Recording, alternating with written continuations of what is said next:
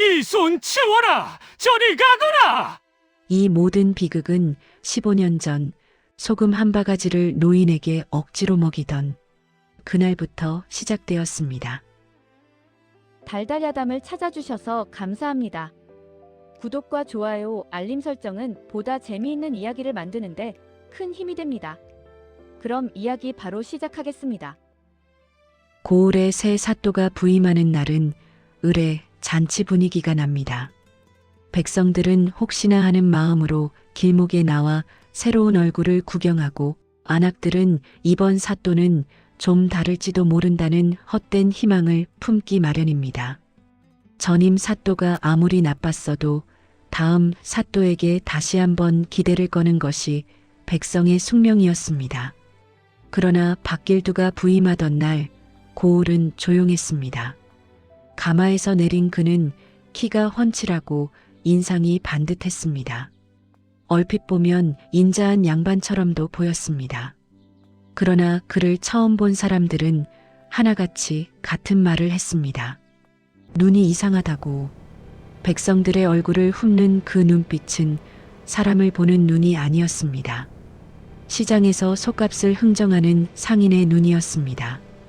이것은 얼마짜리인가, 얼마나 뜯어낼 수 있는가, 재고 따지는 눈이었습니다. 부임 첫날 관아 마당에 백성들을 불러 모은 그는 한참 동안 아무 말도 하지 않았습니다.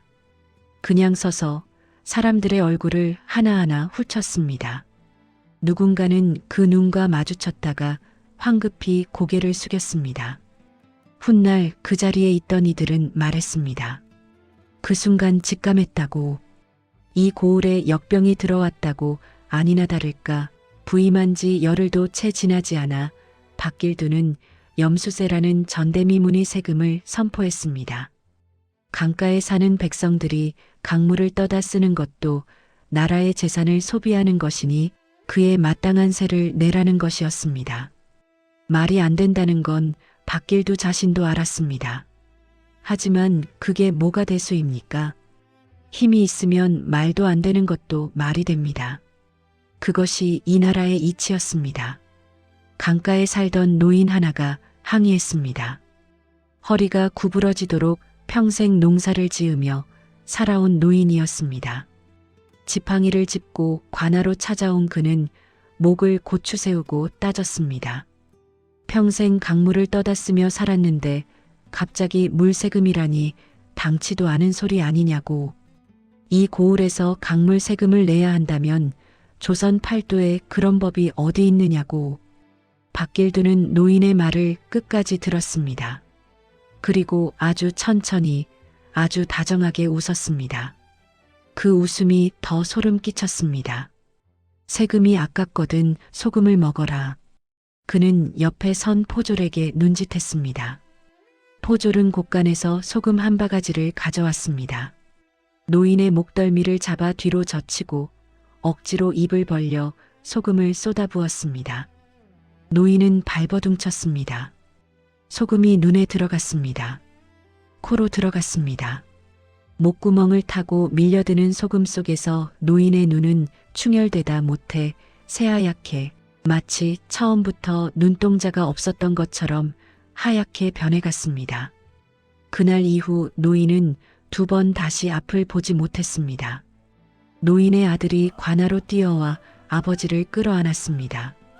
그러나 항의할 수 없었습니다. 소리를 지를 수 없었습니다.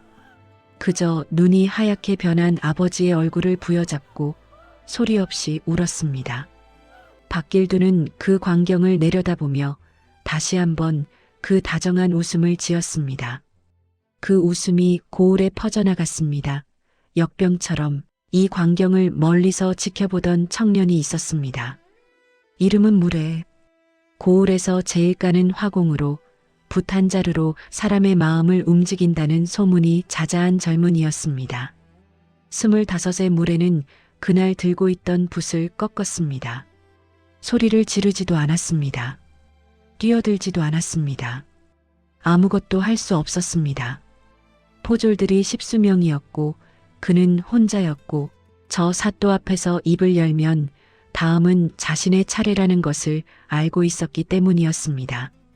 살아서 돌아오는 것이 우선이었습니다. 그렇게 스스로를 달랬습니다. 하지만 꺾인 부처럼 그날부터 무례의 무언가도 함께 꺾여버렸습니다. 그의 봄은 유독 매화가 일찍 피었습니다. 무례에게는 오래도록 마음에 품어온 여인이 있었습니다. 이름은 설아. 고을 훈장의 딸로 눈웃음이 매화꽃을 닮은 여인이었습니다. 웃으면 눈이 초승달처럼 휘고 말을 할 때면 매화 향기가 나는 것만 같았습니다. 무례는 그녀를 그림으로 그린 적이 있었는데 그림 속 설아보다 실물이 더 아름답다는 말을 들을 정도였습니다. 혼례 전날 밤 무례는 담장 너머로 설아에게 매화 한 가지를 건넸습니다. 내일이면 평생 함께요. 설아는 매화를 받아들고 아무 말도 하지 않았습니다. 다만 초승달 눈웃음을 지었습니다. 그것만으로 충분했습니다. 혼례 당일 아침 잔치상이 차려지고 마을 사람들이 모여들었습니다. 무례의 아버지는 두루마기를 차려입고 눈가가 붉어졌습니다. 설아는 연지를 바르고 꽃가마에 올랐습니다. 온 동네가 들썩이는 기쁜 날이었습니다. 바로 그때 포졸들이 들이닥쳤습니다. 영모의 관상을 가진 자가 이 집에 숨어들었다는 고변이 있었다. 모두 꼼짝 마라. 잔치상이 뒤집혔습니다. 음식이 흙바닥에 나뒹굴었습니다. 손님들이 비명을 지르며 흩어졌습니다. 무례는 포졸들에게 두 팔이 붙잡혔고 멱살이 잡힌 채 무릎을 꿇었습니다. 그가 아무리 발버둥을 쳐도 소용없었습니다.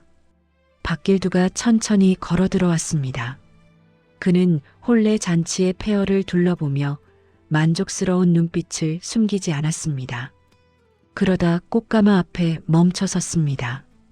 가마에 발을 들어 안을 들여다보고는 입꼬리가 올라갔습니다. 그는 아주 낮고 나직한 목소리로 가마 안을 향해 속삭였습니다.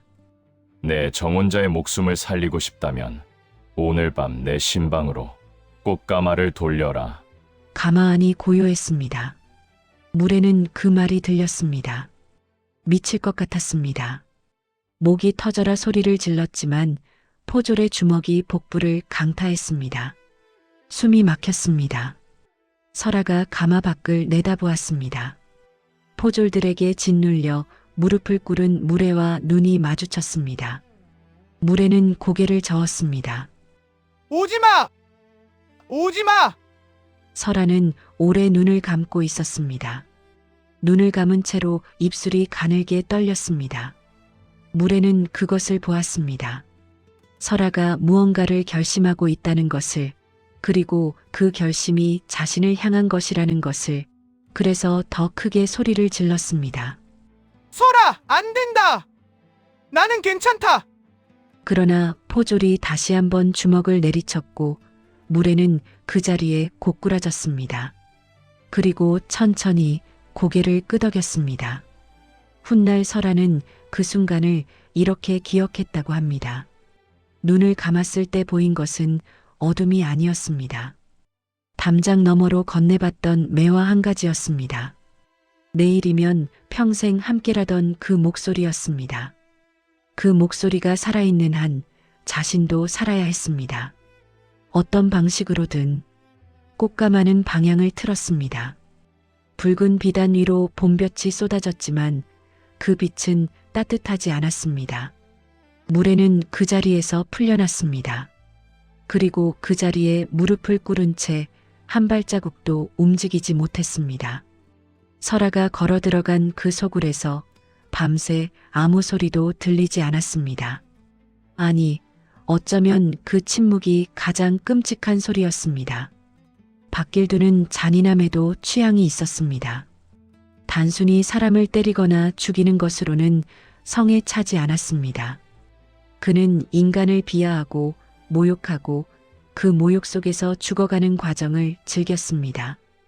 대육년이 들었던 그 해에 고을 아이들이 굶주림에 시달렸습니다. 어린 남매가 찾아와 쌀 한 줌만 달라고 무릎을 꿇고 빌었습니다. 박길두는 관아곡간을 잠가두고 시세의 10배로 쌀을 팔면서 굶어 죽어가는 아이들 앞에서 진흙에 쌀겨를 섞어 던져주었습니다. 개처럼 핥아먹으면 내일 쌀을 주마. 남매는 진흙덩이를 먹었습니다. 그리고 이튿날 두 아이 모두 배가 불러올라 죽었습니다. 박길두는 그 소식을 듣고 아무 말도 하지 않았습니다. 그저 붓으로 무언가를 적다가 다시 붓을 내려놓았을 뿐이었습니다. 하지만 무례에게 있어 아버지의 죽음은 차원이 달랐습니다. 가을 어느 날 박길두가 사냥을 나갔습니다. 산에 호랑이가 나타났다는 소문이 돌았고 그는 무례의 아버지를 끌고 갔습니다. 장에 나갔다가 포졸들에게 붙잡힌 무례의 아버지는 영문도 모른 채 산속 깊은 곳으로 끌려가 커다란 소나무에 밧줄로 단단히 묶였습니다. 그것이 무슨 의미인지 아버지가 깨달았을 때는 이미 늦었습니다. 미끼가 좋아야 대물이 걸리는 법이지. 박길두는 멀찍이 바위 위에 앉아 술잔을 기울이며 말했습니다. 포졸들은 산 아래쪽에 진을 쳤습니다. 묶인 채 발버둥치는 노인의 목소리는 짙은 단풍숲에 묻혀 사라졌습니다. 아무도 들어오지 않았습니다. 해질녘 호랑이가 나타났습니다. 박길두는 술잔을 내려놓으며 눈빛을 빛냈습니다. 그것은 인간의 눈이 아니었습니다. 무례는 아버지가 돌아오지 않자 미칠 듯한 예감을 안고 산으로 뛰어 올라갔습니다. 그가 도착했을 때 소나무 아래에는 밧줄 끄트머리와 핏자국만이 남아 있었습니다. 그는 그 자리에 주저앉았습니다. 울지도 않았습니다. 소리를 지르지도 않았습니다. 아무것도 남지 않은 그 자리에서 그는 오래도록 손바닥으로 땅을 짚고 앉아 있었습니다. 그날 밤 무례는 딱 한 가지 결심을 굳혔습니다. 박길두는 반드시 죽어야 합니다. 반드시. 그런데 어떻게? 칼로는 안 됩니다. 박길두 주변에는 포졸이 늘 넘쳤고 설령 칼이 닿는다 해도 그 죽음은 너무 빠르고 너무 깨끗합니다. 무례가 원하는 것은 단순한 죽음이 아니었습니다. 저자가 살면서 저질렀던 것들을 그대로 돌려받는 것이었습니다. 공포를 느끼게 하는 것이었습니다. 자신이 무슨 짓을 했는지 뼈저리게 깨닫게 한 뒤에 그 다음에 죽는 것이었습니다.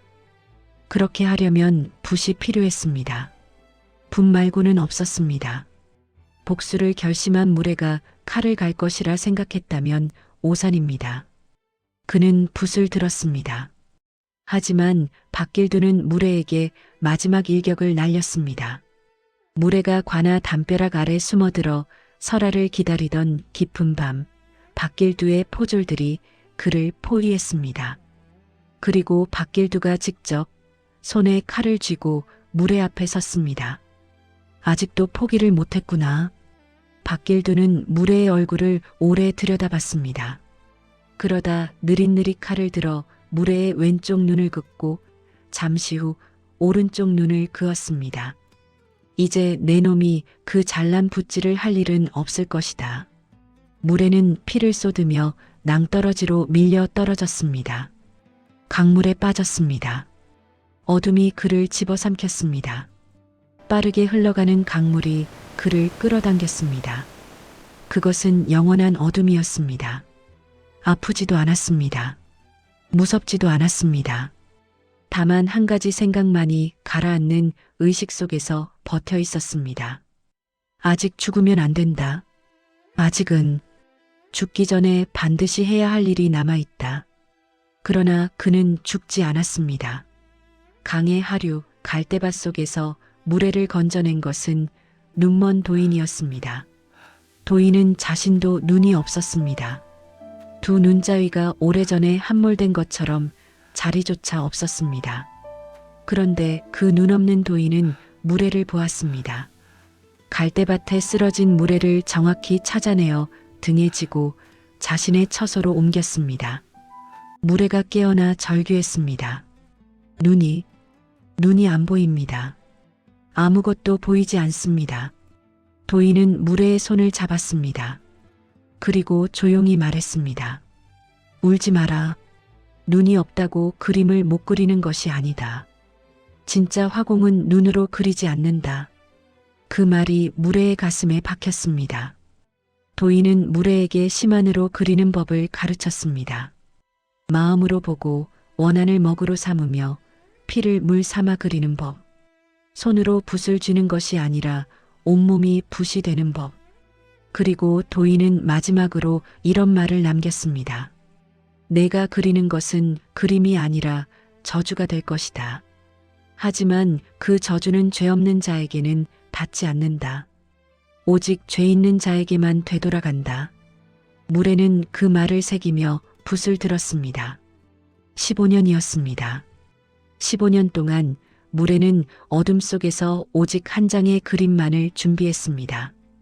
박길두의 얼굴, 그가 저질렀던 죄의 낱낱, 소금의 눈이 먼 노인의 울부짖음, 꽃가마를 돌린 설아의 뒷모습, 밧줄 끄트머리만 남긴 채 사라진 아버지, 진흙떡을 먹고 배가 불러 죽은 남매의 눈동자.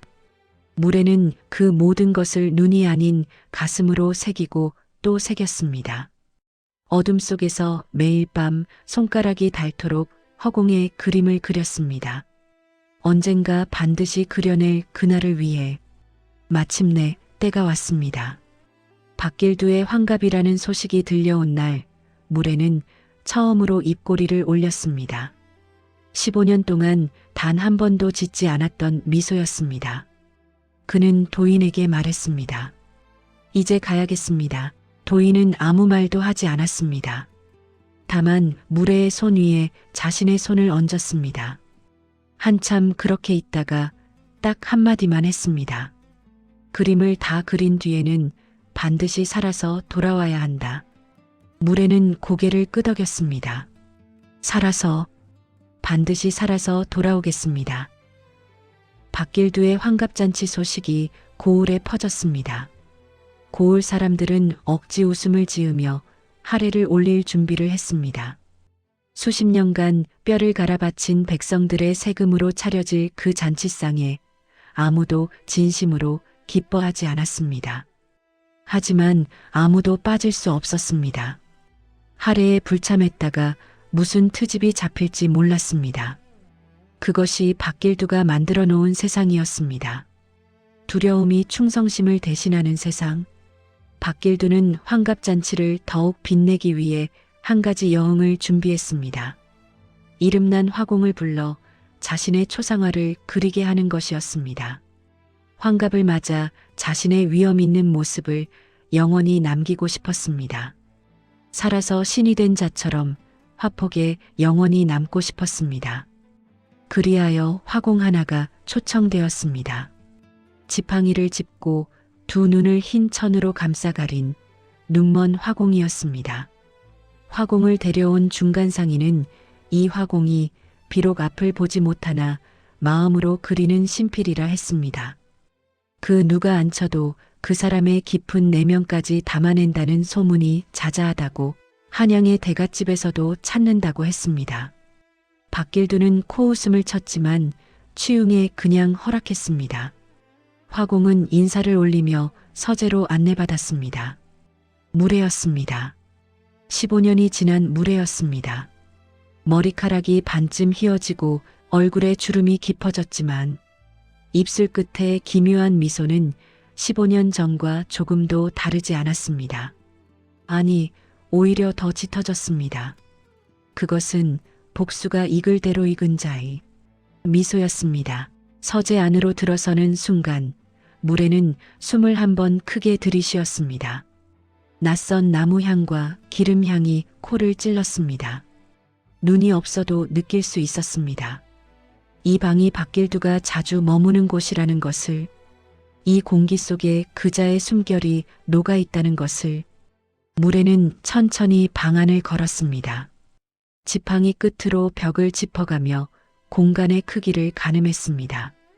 창문의 위치, 문의 방향, 거울을 세울 수 있는 벽. 15년 동안 머릿속으로 수백 번 그려온 공간이었습니다. 실제로 발을 들여놓으니 오히려 담담했습니다.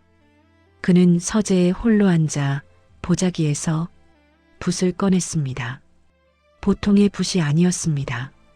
15년 동안 심한으로 갈고 닦은 그 붓에는 아버지의 마지막 비명이 배어 있었고 설아의 눈물이 스며 있었으며 소금에 눈 먼 노인의 절규가 깃들어 있었고 진흙떡을 먹고 죽어간 남매의 한이 서려 있었습니다. 밤이 깊어졌습니다. 담벼락 너머로 기괴한 소리가 흘러들어왔습니다. 울음인지 웃음인지 모를 소리였습니다. 박길두는 술에 취해 바람 소리겠지 하고 넘겼습니다. 하지만 포졸들은 서재 문틈으로 검은 안개가 끊임없이 새어나오는 것을 보았습니다. 아무도 먼저 말을 꺼내지 않았습니다. 아무도 먼저 그 안개를 손으로 건드리지 않았습니다. 이틀이 지났습니다. 사흘이 지났습니다. 서재에서는 아무 소리도 나지 않았습니다. 밥을 들여보내도 손을 대지 않았습니다. 물을 들여보내도 마시지 않았습니다.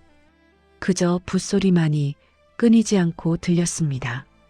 사각사각, 사각사각. 마치 그 소리 자체가 살아있는 것처럼. 나흘째 되는 날 아침, 무례가 서재 문을 열었습니다. 완성되었습니다. 초상화를 공개하는 자리에는 박길두와 그의 측근들, 고을의 유지들이 모였습니다.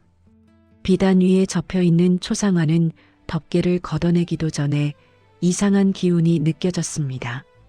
한여름인데도 그 앞에 서면 등줄기가 서늘해졌습니다. 무릎이 오들오들 떨리는 느낌이 드는 사람도 있었습니다. 하지만 아무도 그것을 먼저 말하지 않았습니다. 박길두는 태연하게 걸어 나왔습니다. 그리고 자신의 손으로 직접 덮개를 걷었습니다. 순간 좌중이 조용해졌습니다. 그림 속에 박길두가 있었습니다. 분명 자신의 얼굴이었습니다. 틀림없는 자신의 얼굴이었습니다. 그런데 그 그림에는 이상한 점이 있었습니다. 배경이었습니다. 배경 속에는 수십 개의 인형이 그려져 있었습니다. 소금에 눈이 흰 노인, 나무에 묶인 채 사라진 남자, 진흙을 먹고 배가 불러오른 아이들. 하나하나가 너무도 생생해서 그림인지 실제인지 구분이 가지 않을 정도였습니다. 그리고 그림 속 박길두의 눈이 살아서 자신을 바라보고 있었습니다. 아니, 들여다보고 있었습니다. 살갗을 뚫고 안을 들여다보는 눈빛으로. 박길두는 그림에서 눈을 떼지 못했습니다. 측근 하나가 살며시 다가와 말을 걸었습니다. 사또 괜찮으십니까? 박길두는 대답하지 않았습니다.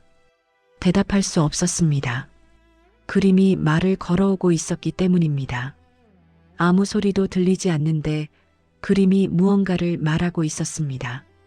아주 작고 낮은 목소리로 기억하느냐, 기억하느냐. 그 순간 그는 목이 타들어오는 것을 느꼈습니다. 소금이었습니다. 소금물이 목구멍을 타고 넘어오는 느낌이었습니다. 입안이 바싹바싹 말라붙었습니다. 물을 찾아 손을 뻗으려는 순간 또 다른 감각이 덮쳐왔습니다. 발목이었습니다. 무언가가 그의 발목을 잡아당겼습니다. 아래를 내려다보니 아무것도 없었습니다. 바닥은 멀쩡했습니다. 그런데 느낌은 너무나 생생하고 실체적이었습니다. 차갑고 앙상한 손가락들이 발목을 꽉 쥐고 아래로 잡아당기는 느낌. 그가 발로 밟고 지나갔던 그 해골들이었습니다. 죽은 놈들이 땅을 차지해서 뭐하냐며 해골을 밟고 지나갔던 바로 그 뼈들이었습니다. 박길두는 비명을 질렀습니다. 처음 들어보는 소리였습니다. 저 박길두의 입에서 그런 소리가 나올 수 있다는 것을 그 자리에 있던 누구도 알지 못했습니다. 측근들이 달려들었습니다. 그러나 그를 잡을 수 없었습니다. 그림 속에서 손들이 뻗어나오고 있었습니다. 배고픈 남매의 작고 앙상한 손이었고, 아버지를 잃고 통곡하던 자식의 손이었고, 소금에 눈이 멀어 허공을 더듬던 노인의 손이었습니다. 그 모든 손들이 박길두의 옷자락을, 소매를, 목덜미를 잡아당겼습니다. 박길두에게만 보이는, 박길두에게만 느껴지는 손들이었습니다. 박길두는 미쳐갔습니다. 그는 자신의 눈에 보이는 것을 지우고 싶었습니다. 이 그림만 안 보이면 된다고 생각했습니다. 그래서 그는 두 손가락을 들어 자신의 눈을 찌르기 시작했습니다. 그러면서 절규했습니다. 쏟아지는 피로 그의 얼굴이 붉게 물들었습니다. 바닥이 붉어졌습니다. 좌중이 비명을 지르며 도망쳤습니다. 하지만 눈을 찔러도 환각은 사라지지 않았습니다. 박길두는 그것을 깨달았습니다.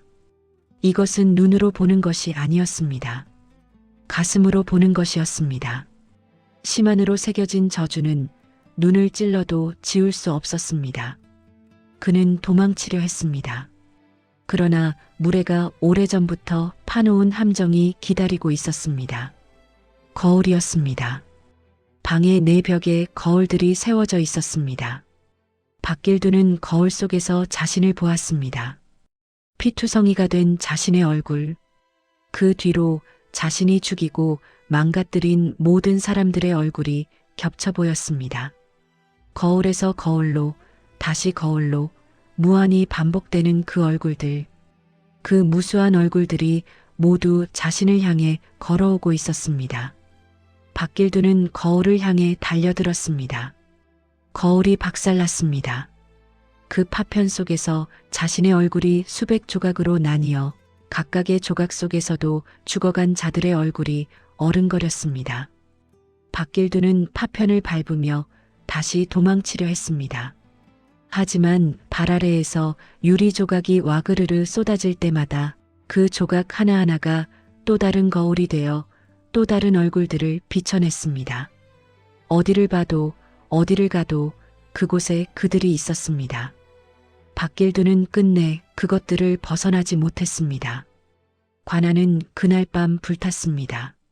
누가 불을 놓았는지는 아무도 말하지 않았습니다. 다만 불길이 하늘로 치솟는 것을 본 고을 사람들이 하나둘 몰려나와 그 불을 바라보았습니다. 누구도 불을 끌어 달려가지 않았습니다. 불이 활활 타오를수록 사람들의 얼굴이 밝아졌습니다. 누군가의 입에서 작은 소리가 새어나왔습니다. 그 소리가 옆 사람에게 번졌습니다. 그리고 또 옆 사람에게. 그것은 울음도 웃음도 아닌 오랫동안 가슴속에 눌려있던 것이 터져나오는 소리였습니다. 연기가 하늘로 치솟고 고울이 처음으로 숨을 내쉬었습니다. 백성들이 관아 앞에 모여들었습니다. 누구는 울었고 누구는 웃었습니다. 박길두에게 아버지를 잃은 사람, 자식을 잃은 사람, 재산을 빼앗긴 사람들이 모두 그 자리에 있었습니다. 15년의 세월이 수십 년의 한이 한꺼번에 무너지는 느낌이었습니다. 그때 연기 속에서 두 사람의 그림자가 걸어 나왔습니다. 앞을 보지 못하는 남자와 그 남자의 옷소매를 가만히 잡은 여자였습니다. 무례와 설아였습니다. 설아는 15년 동안 박길두의 소나기 속에 있었습니다. 그러나 그녀는 단 한 번도 무너지지 않았습니다. 무례가 살아있다는 것을 알고 있었기 때문입니다. 언젠가 반드시 돌아올 것이라는 것을, 무슨 형태로든 기필코 돌아올 것이라는 것을 그녀는 믿었습니다. 매화꽃이 피고 지는 15번의 봄 동안 그 믿음 하나가 그녀를 버티게 했습니다. 무례는 걸음을 멈추고 얼굴을 하늘로 들었습니다. 어디 있소? 설아. 여기 있어요. 그녀가 그의 손을 두 손으로 감쌌습니다. 무례는 그 손의 감촉을 한참 느꼈습니다. 15년 전 혼례 전날 밤 담장 너머로 쥐어준 매화 한 가지의 온도처럼 따뜻했습니다. 조금도 변하지 않았습니다. 뭐이요? 무례도령? 그가 천천히 고개를 가로저었습니다. 그러나 입꼬리가 올라갔습니다. 그것은 15년 만에 처음 짓는 진짜 미소였습니다. 아니, 보이지 않소? 하지만 당신의 향기는 세상 그 어떤 그림보다 선명하구려. 그들은 걸었습니다. 아무도 그들을 붙잡지 않았습니다. 고을 사람들이 길을 비켜주었습니다. 누군가 흐느꼈고 누군가 박수를 쳤습니다. 누군가는 그냥 서서 그들의 뒷모습을 바라보았습니다. 물에는 앞이 보이지 않았지만 길을 잃지 않았습니다. 설아가 옆에 있었기 때문입니다. 설아는 말없이 그의 손을 잡고 걸었습니다. 15년 전처럼, 아니 15년 전보다 더 단단하게. 두 사람은 오랫동안 아무 말도 하지 않았습니다. 말이 필요 없었습니다. 오랜 세월 쌓인 것들은 말로 꺼내는 순간 부서질 것 같았습니다. 그냥 걷는 것만으로 충분했습니다. 그냥 나란히 있는 것만으로. 그리고 그들이 걷는 길 양옆으로 그 어느 봄날보다 매화꽃이 무성히 피어 있었습니다. 그들은 15년 전 못다한 그 산책을 그렇게 다시 시작했습니다. 여러분은 오늘 무례와 설아의 이야기를 보며 어떤 생각을 하셨나요? 진정한 복수란 단순히 상대를 파괴하는 것이 아니라 끝내 지켜내야 할 사람의 손을 다시 잡는 것일지도 모르겠습니다.